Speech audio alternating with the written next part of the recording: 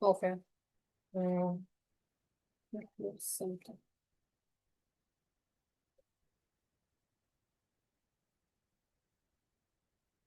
Okay.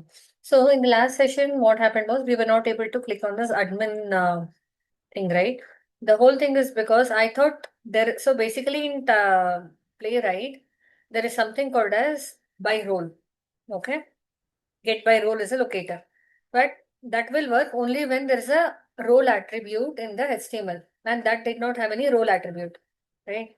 So if you go here and inspect on this admin, see there is no role attribute here. There is href and normal class. It's a normal thing, correct? So it's a tag. So whenever it is a tag, it is always a link. So now, accordingly, I changed the locator and it worked. That's all. That was the only fix for that. If you see this admin menu, see here a href. I told you to give an asterisk whenever you're doing a partial match. So I gave this. It was working. Okay. And now once we do that, what was the test case? Once we go here, we have to search for an existing employee.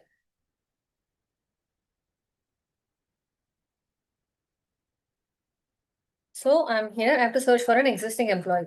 So admin is something which is always constant. So because since this is a, you know, automation practice website, no data is constant. Okay. Some random person can come and delete the data, create the data. So admin is something which is always existing. So we are always, in this test case, we have taken will search by admin. Okay. In the username and click on search. So you should be able to find this data. That's all. So manually, this is simple, but when you do it automation wise, this is not that easy. So let's see. So in the interest of time, what I have done is I had created one more branch, okay, and I've already completed the coding. I mean, completed the coding of this. If you go to GitHub and go to this copy one branch and user management.feature, right? So it's almost the same thing. Few things I have changed according to the coding thing, whatever I was about to do. So what is that we are trying to do when user clicks on admin menu? Yes. And user searches for an existing employee. In this case, we are doing admin. Then the searched employee should be visible in the search result under username column. Correct? Yes. See, under the username column, you should be able to search that employee. So basically, username is unique in this application. I mean, usually in any application, username is always unique. So whenever we search for the username, there has to be only one table that has to be shown. Okay. So this is the test case. But now let's say, but I cannot do it this way. Let's say, and user searches for an existing employee, or I can say user searches for admin, for example. Okay. Admin employee. If I parameterize this, and let's say tomorrow I want to search for one more employee. So instead of coming to feature file and keep on changing the parameters is not a good practice.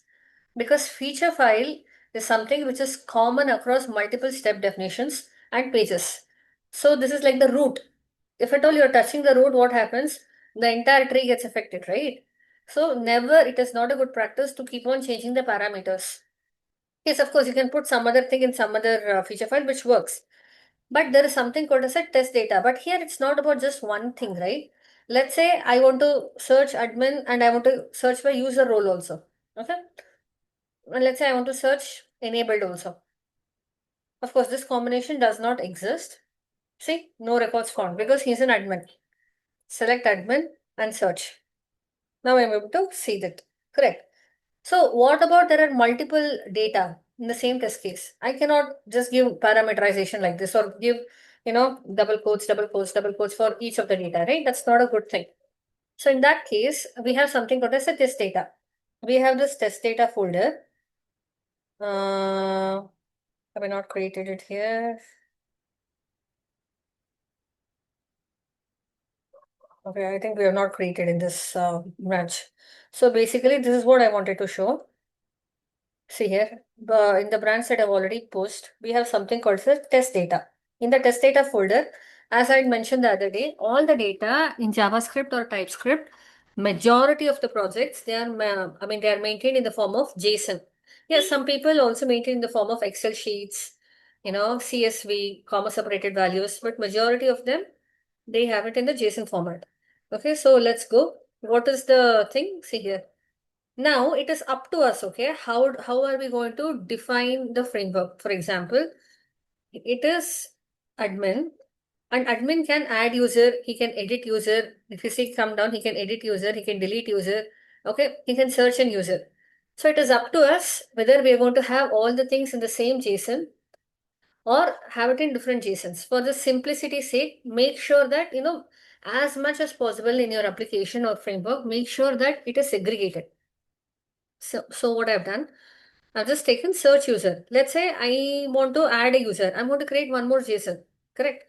So let us create one user management test data. Make sure as soon as some unknown person also sees your framework, without knowing the application, he or she should be able to understand the code. Okay, now we have the test data here, which is all belonging to the user management. So we'll go create this file, okay?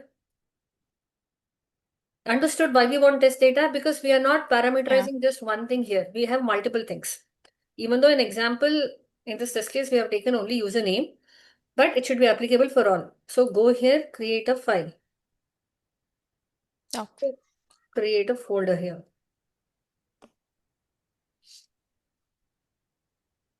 Test data. Is it under root? No, it is under features, I think. Yeah, so just go to this file explorer and put it inside the root. Okay. Inside your test data, you should have this also, right? User management. User management test data. From here, create one more folder. User management test data. Now go to your VS Code and create it. See, I have my test data, user management. And what is the name of the file? Search user. Search user.json. Create a new file. Okay. And now what and all we should have. See, what does this mean? JSON is what? JavaScript object notation. Object in JavaScript is always denoted by two flower brackets. Okay. Anything that you write inside this two flower brackets is an object. So inside this object, I can have an array. Inside this object, I can have an object. Inside this, I can have an array of objects, right? It can be anything. So this is how we are going to represent JavaScript object notation, which is nothing but JSON. So here in this case, we have username, user role, employee name, status. These are the four fields that we have while searching a user. So I have the same thing. Okay, just give it in your JSON data. Now we have our test data. Now it is always a good practice. Wait. So now we have to use our test data in our framework, but how exactly are we going to do this? We know that there is a feature file, there is a step definition file, there is a pages file, correct? This is how our framework is. This is feature file.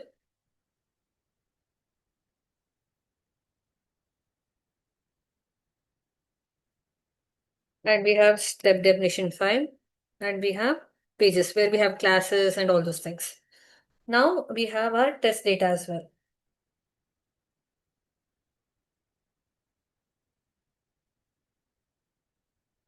So now it is always a good practice that you import your test data always inside your step definition, not inside your pages. When you do it inside your pages, you make it tightly coupled. Make sure that your framework is always loosely coupled. When I say loosely coupled, it means it is reliable, it is scalable. Okay. So test data should always be imported inside the step definition. And inside the step definition, you're going to pass it as a parameter. Okay, pass it as a parameter to pages. That is how it should be. This is how it should be, right? Is this clear? Yeah. So now go to your step definition. Okay. Since I've already written, I'll just go here. I'll go to my step definition. Okay. My user management steps. If you see this, I'm importing this. Import search user test data. What is the search user test data? See here, this one. So for example, when inside the step definition, search user test data will point to that JSON. From you have to mention the path. Where is the path of the JSON? So now this search user test data, I will be passing it as parameter to my pages.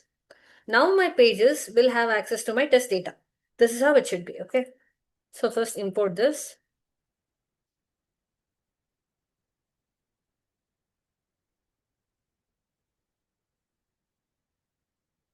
Now I should have my, once you import,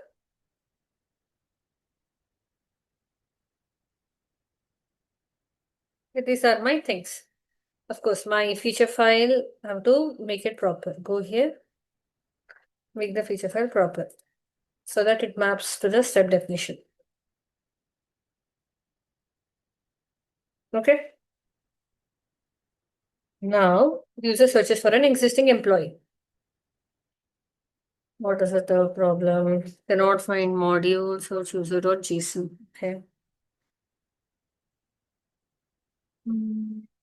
Why is it so?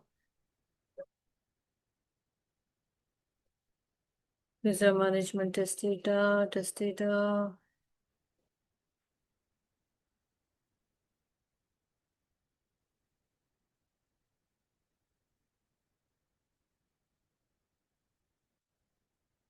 Just write this. It is the same thing that I've given. It's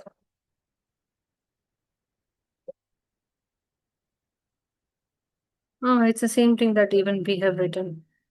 Yes.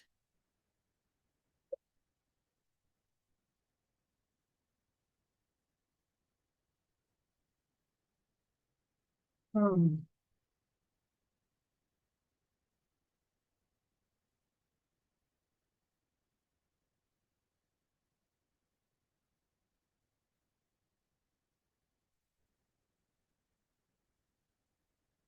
That's okay. I'll just comment this for now. You're still here. Okay. Why the sync cannot find module. Correct ಆಗಿದೆ ಅಲ್ಲ ಪಾತು. Mhm.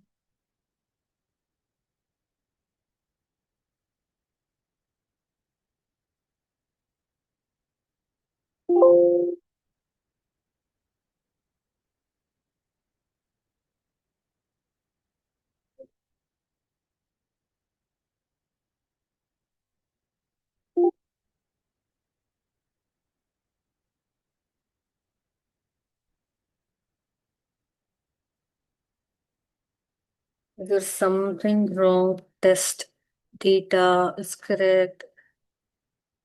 Okay, users management test data is also right. Mm.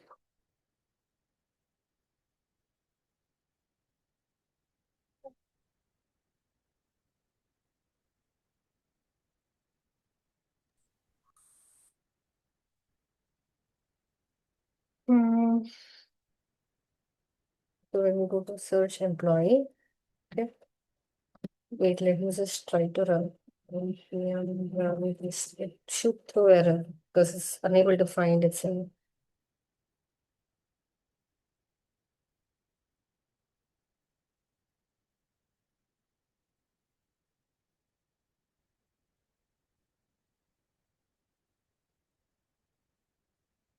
Mhm.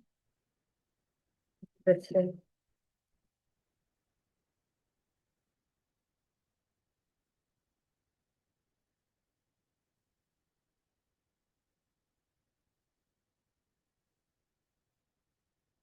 Test data slash user management test data slash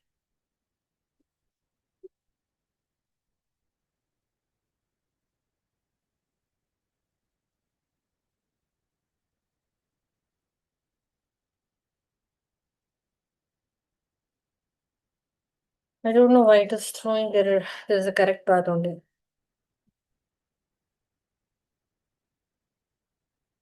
See,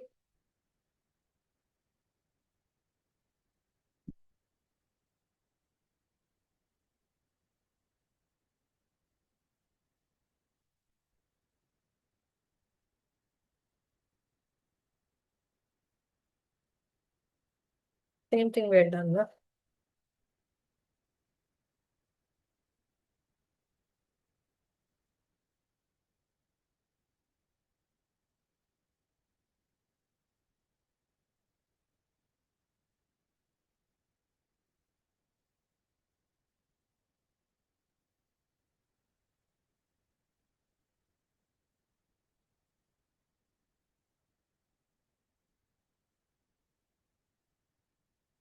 Okay.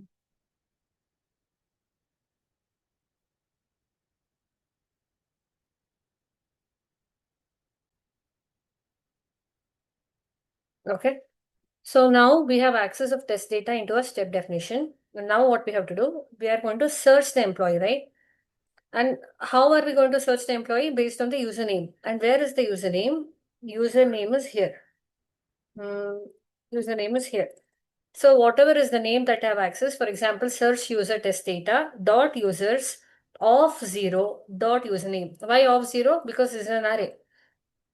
Of course, we could have directly written like this also, right? Users, and inside that one more object. But let's say you should have permission to add one more user. You have to search for another username. So always make sure that you, while writing for the first time only, you write in such a way so that it is scalable. So when it becomes big also, it should not be a problem. Okay. So now you're passing what? You're passing argument of type users is not assignable to parameter of type string. That is a user because I'm passing a JSON data here, which is nothing but an object. Correct. But here I'm collecting a string. That is a problem. So we have to make it as any. Any means I'm telling explicitly it can be of any type. So now what shall we do? We'll go and uh, pages. Yeah. In my search, what am I doing? Username dot fill search button dot click. This is what I'm trying to do. Okay. So username field. What is this username field? I'm going here. I'm entering username and I'm clicking on search. This is what I'm trying to do. But this locator is nothing but username field. I'm not declared it here, so that's why it's complaining. So just declare it. I've already coded it just in the interest of time, okay? You saw now just for that file path only how long did we take? So see, let me just try to put everything one by one. Okay, here in this case, we want username field, correct? So these are the things.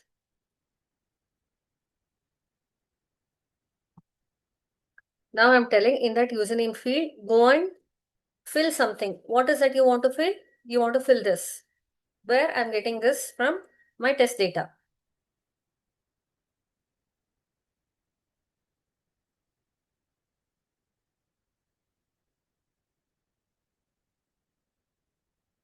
Okay. Now till here we have searched. Now go back to your feature file. Now we're saying then searched employee should be visible in the result under the username column.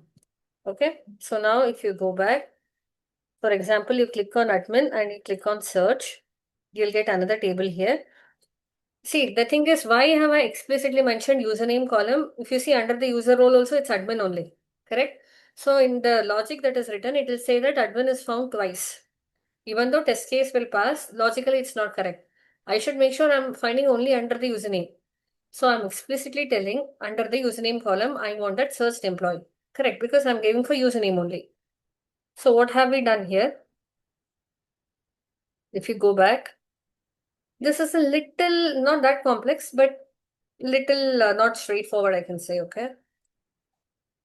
See, verify employee. This is what I need to call, okay? So first you go to your step definition, call this method. You understood why I'm giving table header name? Because I want to search only under employee username. So that is why that table header, I'm passing it from my feature file as a parameter. See, as a parameter, username column, which I'm collecting as a table header. Okay, and that I'm passing. And this search user data is nothing but my test data. Go back and put it here. Okay. Now I don't have this defined. That is why it's complaining. Okay. Now just go and define it.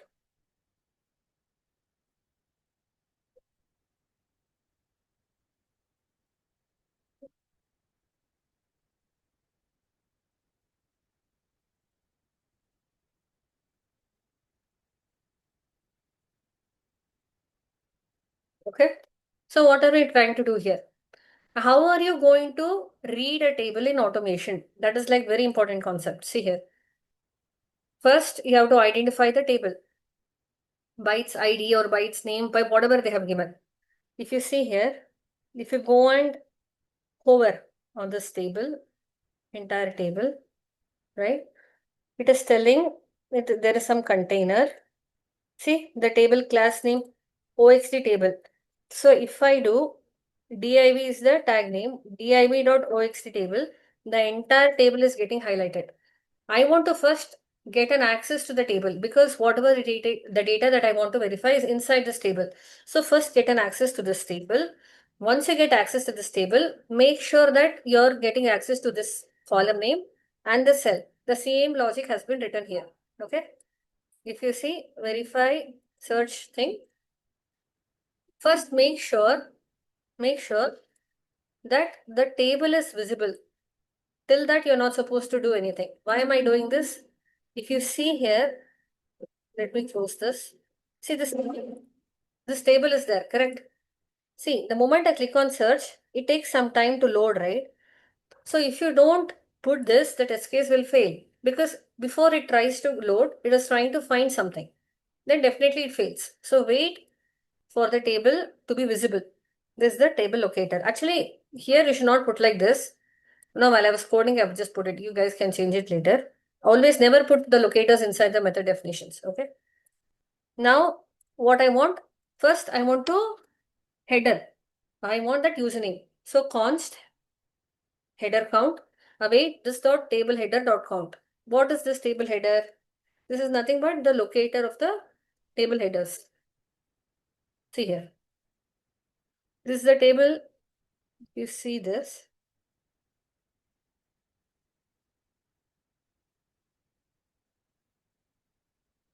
See, I'm just getting access to headers. Can you see? I'm not going to the table body. This is just table headers. So now what are we doing? I'm telling take the count. First know how many table headers are there. And I'm having one more thing called as target index is equal to -1. Just like that I'm initializing. Now I'm looping through it because I have so many headers, right? You know the normal for loop how it works. Let here we used to write int in case of Java. In case of JavaScript, it's let I is equal to 0, I is less than header count. What is header count? How many number of headers we have? Like for example, in this case, 7, I think. I plus plus. Await this dot table header dot nth of I. So let's say there are 3 locator matches. The first locator is called as nth of 0. So, to identify the second locator, you make nth of 1. For the third locator, it is nth of 2. It starts with the index 0. Okay, that's how it works. Dot inner text. Inner text means it is going to read the locator. In this case, first time it is going to read this, nothing. Next is going to read the username. Correct? Dot trim. If at all I have some white spaces, I don't want the white spaces, I'm telling. And I'm giving to the header text. If header text includes table header name. Okay. What is table header name? The one that I've passed. Correct? The one that I've passed from my feature file. What is that? Username. If header text, which I'm reading from the UI, if it includes table header name, which I've passed from the feature file, for example, username, then I am going and this target index that I've written as -1, I'm going to initialize it to I. Why am I doing this? Because I cannot hard code it. I can easily tell it as 2, correct? It's the second column. But who knows, tomorrow there can be different requirement. The username can go to fourth column. So never hard code the things. To know the username column, I'm doing this. Got it? That is the logic written here. After that, now we have to loop through the rows. What is this? If you see, this is the row. This is how you want to read the rows. If you see, can you see? It is highlighting the entire row. And how will you know this is the locator? You have to go hover over it and see here. This is the table, that table body, div.oxt table body. Always while you are giving CSS, right, give a space. Okay, let's say there is a parent and child relationship. Okay. Let me just write it here. Let's say it's a parent and child relationship. I have a parent here, which is nothing but table. I have a child here, which is nothing but row. Correct. So I am identifying the table. Give a space. In case of CSS, give a space. Give the identification of the row. So that is what I've done here. I've identified the table, give a space, identify the row. Now it is highlighting the row. So I'm collecting in a constant called as rows. Now I'm counting how many rows are there because I don't know, right? Give it in total, row count. Now I'm looping through the row counts and rows dot nth of I I'm looping from 0. See this row counts. Here we have just 1.